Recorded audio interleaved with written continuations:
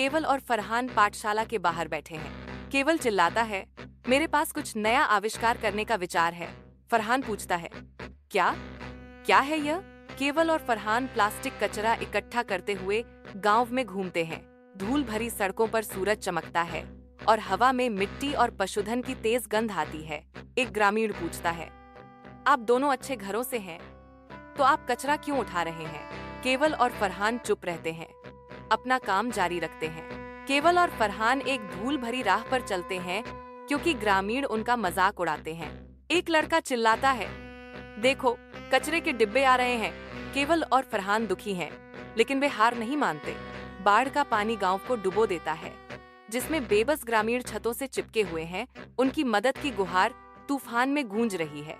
अराजकता के बीच केवल और फरहान अपनी छोटी प्लास्टिक की नाव में बहादुरी से बाढ़ का सामना करते हैं, जो भारी तबाही में आशा की किरण है। उनकी नाव उफनते पानी को चीरती है, उन्हें हताश चीखों की ओर ले जाती है, जो उनके साहस और दृढ़ संकल्प का प्रमाण है।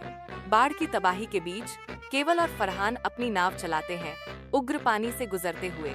एक बचाई गई महिला सुरक्षित रूप से बोर्ड पर अपनी हार्दिक कृतज्ञता व्यक्त करती है, आप दोनों ने हमारी जान बचाई।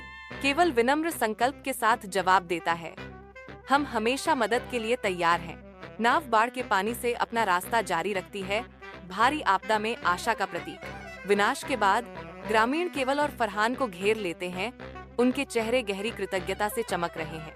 अत्यधिक धूप के नीचे एक ग्रामीण घोषणा करता है, हमें आप दोनों पर गर्व है। ठीक हो रहा परिदृश्य उनकी लचीलापन का प्रमाण है। केवल और फरहान मंच पर खड़े हैं, प्रशंसा की गर्म चमक में नहाए हुए। छात्रों और शिक्षकों का ध्यान मंच पर केंद्रित होने से सभागार प्रत्याशा से गूंजता है। प्रधानाचार्य की आवाज हॉल में गूंजती है, केवल और फरहान ने साबित कर दिया है कि लगन और दोस्ती से कुछ भी संभव है। केवल और फरहान गांव से गुजरते हैं, उनकी नाव एक कोमल रास्ता बनाती है। बच्चों का एक आनंदमय जुलूस पीछे आता है, उनके शोर हवा में गूंजते हैं।